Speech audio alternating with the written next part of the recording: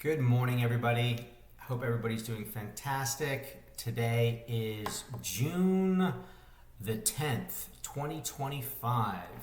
I wanted to make a quick video of my trucking calculator for anybody online, whether you are somebody that I've spoken to on the phone and we're getting to know each other, or you're somebody that's just online and you're trying to learn how do you start a trucking company, what are the, costs, what are the revenues expected and the income expected, and analyzing those numbers and being able to walk you through what they are and give you a clearer understanding of just numbers. Numbers don't lie, people do, and I want to give you clear numbers so you can look at this from two perspectives. One, if you are an entrepreneur, or you want to be an entrepreneur and you want to drive the truck and it be your business, or somebody that's looking at it from an investor standpoint, we can walk through that as well as bullet point two, of someone who has capital, wants to buy a truck, and kind of just wants to set it, forget it. You'll still be involved, but quite minimalistically. And I'm going to walk you through that as well, where it's a revenue stream. So let's walk through it. This is my main website. You scroll all the way down to the bottom. We are going to be right here, the trucking calculator. Right here, it says click here, up on top, one more time, right there. Click here, and it's going to take you to the calculator. So I'm going to zoom this in so hopefully you can see this a little bit better. 1, 2, 3, 4. I think that's fine. Wonder if my face got bigger too at the same time. So let's walk through it. So what we have here is a weekly trucking calculator. There's 52 weeks in a year. Let's look at one of them, looking at your income, your expenses, and how that's going to look over a 12-month horizon or a monthly horizon. But for right now, we're going to look at the week, which is going to give us the quarter, which is going to give us the year annually. So let's walk through it right now. So we have Monday through Sunday. That's the full week. Let's fill it in as we go, and I'm going to show you how to do this so you can go online and you can do it by yourself and play with the numbers on the calculator. So let's say you get a Raycon on Monday. Let's say you get a load for $1,400. Let's say you're on site at the shipper for pickup and you're waiting for 4 hours. The first 2 hours are free time. The second 2 hours you are due detention. Detention pay is typically, the rule of thumb is $50 an hour. So let's throw in here 50 times 2 is $100. You wasted time at the shipper because the shipper wasn't ready to load your product and he had to kill time. So you need to be compensated for your time. So we're going to put in $100. No layover. Layovers are typically $200, maybe $250. That's if you got to a receiver at 4:30 p.m. and they weren't able to unload you until the next morning. That's being laid over to the next morning at 8 a.m. and then you're being unloaded. They're not going to pay you $50 an hour. They're just going to pay you a layover fee. And most people cap out at something like that. Sometimes you can twist somebody's arm and you can get them to pay you $500 in some crazy situations. Call me and I can walk you through that. And I have other videos going over that. But let's stay focused on this real quick. TONU. We can throw that in here as a quick example. TONU stands for truck order not used, meaning a broker has called you, they booked your truck, you got a load for that morning, your driver's driving to the shipper to go pick up that load, and then the broker calls you back and says, hey, I'm so sorry, the load has been canceled, we don't need your truck anymore. Truck order not used. Okay, and then you say, okay, well, you've wasted my time, so I need to be compensated. Truck order not used, it can be $100, it can be $200. Typically, it's a $100 bill. So we're just going to slam that in there, saying, for example, maybe that $1,400 that's there, that's your second load that you had to book. You booked something else, and let's say you booked something else for $1,200. They canceled it. They had to give you a TONU of $100. You had to get back on the phone, find another load, and you found something better than the $1,200. You found a $1,400 load. We're going to go to fuel. Obviously, green is income, red is expense. Pretty self-explanatory. Let's say fuel. Fuel, $150 per day. We're just going to put that across the board real quick for simplicity. And then on Saturday, we'll split that difference and we'll say it's 75 because you don't want to work on the weekends. And let's go to hotels. Let's say, yeah, we're doing some nice hotels, $75 a night. And let's say you have a dispatch fee of, I don't know, 10% is kind of the rule of thumb. 10% of 1,400 would be, that would be $140 if somebody was doing dispatch. 140. Let's just say dispatch for the entire week. Let's say your dispatch is $65. We're just going to go ahead and sort of fill in the blank. Monday, Tuesday, Wednesday, Thursday, Friday. That's it, Monday through Friday. We're not paying for Saturday and Sunday for dispatch. So that's going to be, we're just using it as an estimate as your fee. That'd be something more close to a 6% dispatch fee, and we can get into that a little bit later. But I think you can kind of understand how I'm filling in these blanks here. So let's continue. Tuesday, this load doesn't deliver until Wednesday, so you don't have a load that you're going to do on Tuesday. Detention, nothing going on. Layover, nothing going on. Tonu, not going on. But you got a hotel again, and let's say it's $75. We're going to go over to Wednesday. Let's say you grab a load on Wednesday. Let's say you grab a load for, let's say you grab a 1550 load. No detention, no layover needed, and let's say no Tonu. Again, hotel, $75. Nothing on Thursday because the Wednesday is going to deliver on Friday. Let's say you grab a load on Friday. Let's say you grab a load for, let's say $13.50. Cool. And we're going to do detention at, no detention. Well, we could do detention. Let's say you got to the receiver on Friday morning to offload your load, and then you go and pick up this $13.50 load. Let's say you have detention, $50. They wasted 1 hour of your time. You were there for 3 hours, and then the 2 free hours expired, and then they need to compensate you for $50. We'll put that in there. Layover, again, we're not going to put that in this example. We just don't need to. I think you understand the concept of how I explained that a little bit ago, but we still need to put $75 here, $75 here, and Saturday, yeah, I think let's just make that $80. Okay, cool. So we have 14, 1550, and 1350. Insurance. Let's say insurance is going to be $11.50. Now we'll go over here. If you see this monthly expenses. Up here is a frickin' week. You can see it. That's a week. Down low, we're doing monthly now. Okay, so we finished all this up here. We're scrolling down, but we don't need to scroll down too far. A load board. Let's say a load board is $100. Miscellaneous monthly expenses. Let's say $675 monthly. Electronic log book. Maybe a tire, needs repair. Things like that. And with this calculator, it's only one or the other. Okay, so your one of these are going to be blank. You're not filling in both of them. Only one. Okay. So if you have a rental payment and you're renting, that's cool. That's fine. You're going to put that in, and you're going to leave the finance payment blank. Don't put anything in there. Don't even put a zero.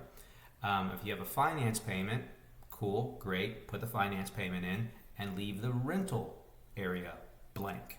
Great. For this example, let's say financing monthly payment is $13.75, and then you're going to click this calculate button right down here at the bottom. Okay, that's it.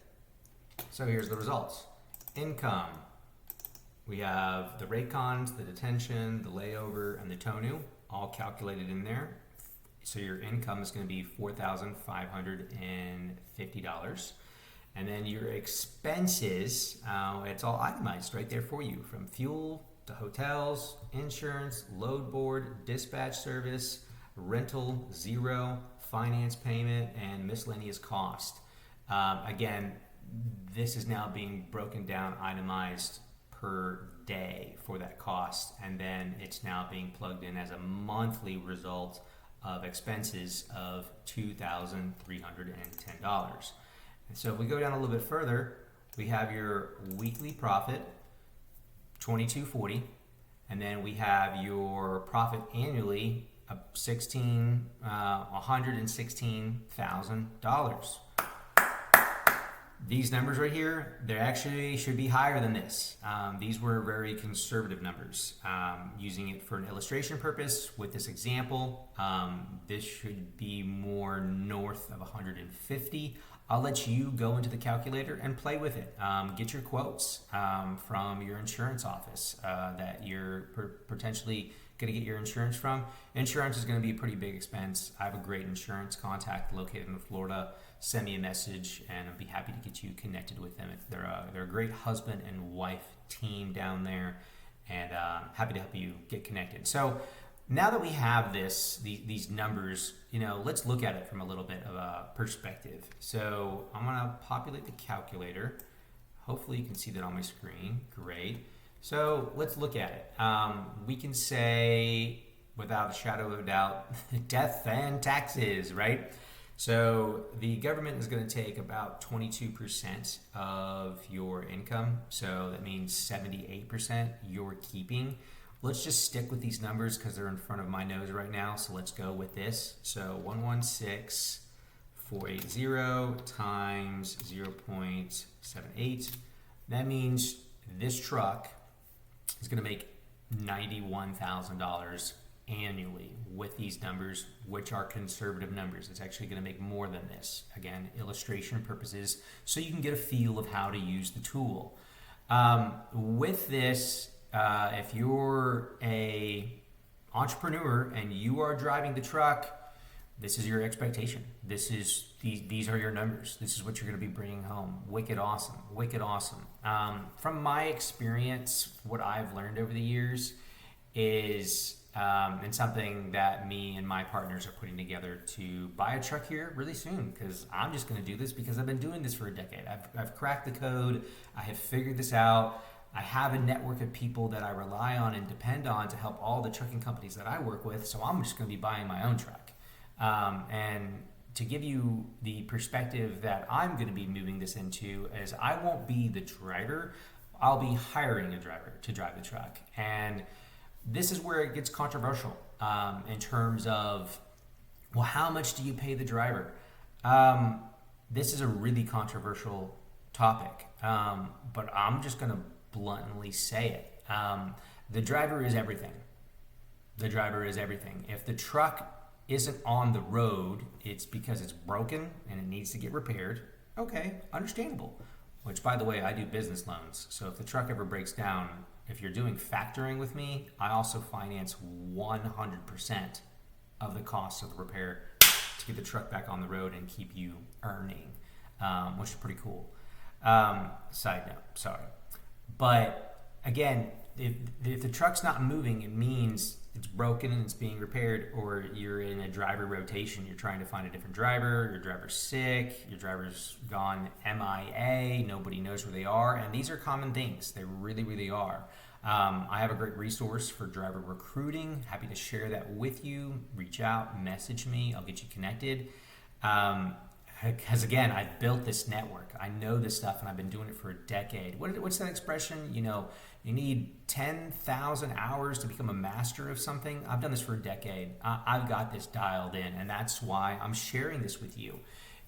What I would do, given these numbers, I would compensate, and this is what I plan on doing. I plan on compensating the driver 60% of the annualized profit, meaning paying the driver $54,000 a year, and telling that driver, hey, listen, this is what you're going to get paid, and the harder you work, the longer hauls that you go, you will earn more money. Again, with this example, these numbers are conservative, and it's more north than this, north of 150.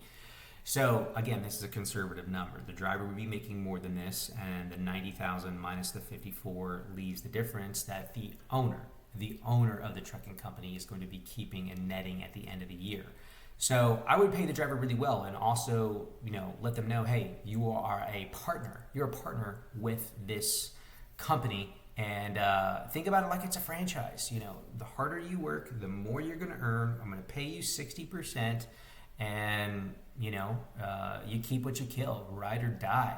And basically, long story short, these are some things that I wanted to share with you this morning in terms of building your income and expense profit and loss statement, which is exactly what this is. Again, you know, income minus expenses gives us our profit. And I wanted to share that with you. Again, it's very simplistic. If you want to go back to the home page, and again, we're zoomed in a little bit. Let's go back to, I think right. Yeah, let's go. That's fine. We're going to go down,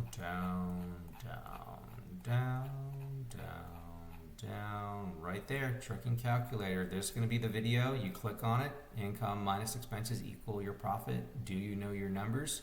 And then click right there, and it's going to take you to the trucking calculator for you to fill in the blank and use.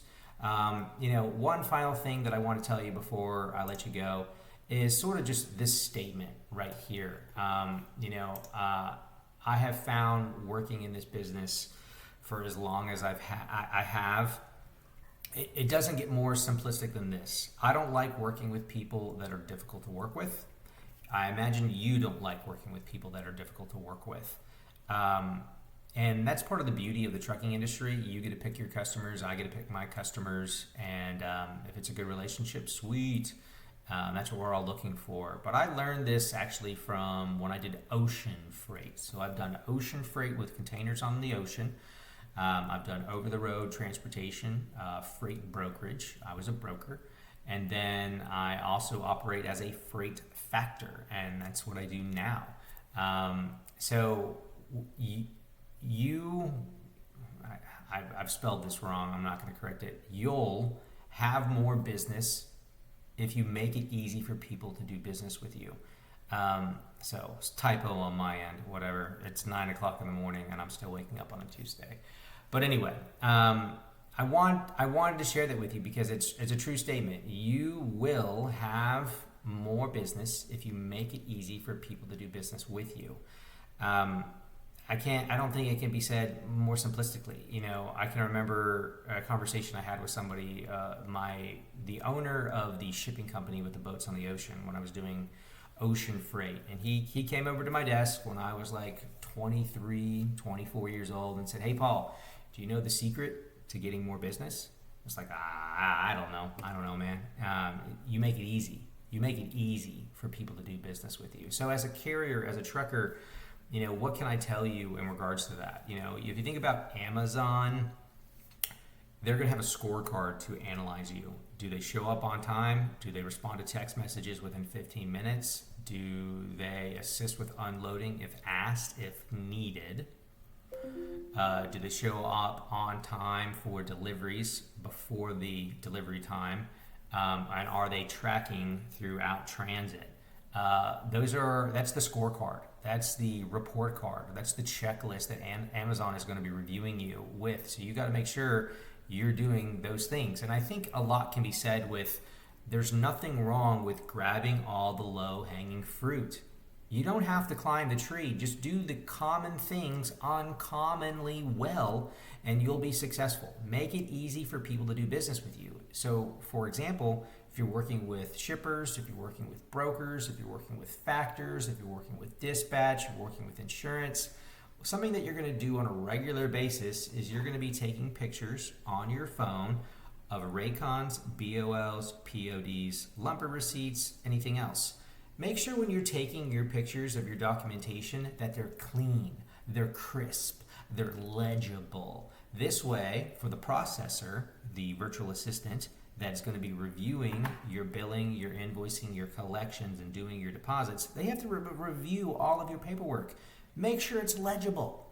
Oh, they snapped a quick picture and they sent it off. Well, it's like, this is garbage. I can't read this, and if I can't read it, I have to ask you again to take a picture and send it over, and that's slowing down you getting your money. Slowing down everything. Do the simple things uncommonly well, and you'll be remembered, along with working with brokers. Now, a lot of carriers, I think you guys have some confusion with, well, I don't know about calling this person or not calling this person or texting or emailing. You do all three of them. You beat the hell out of the phone like the phone owes you money. That's just what you do.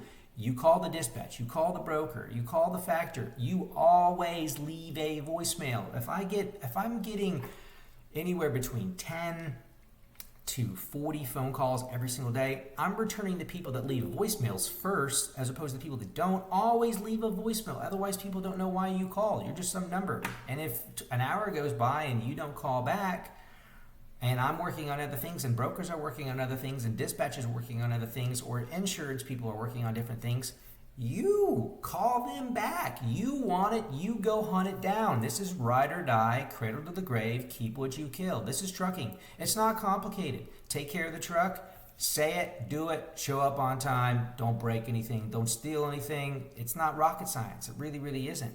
If you're looking at this from an investor standpoint, you'd be making to buy a truck and sort of just set it and forget it and let my team run your business, which we do with quite a few carriers.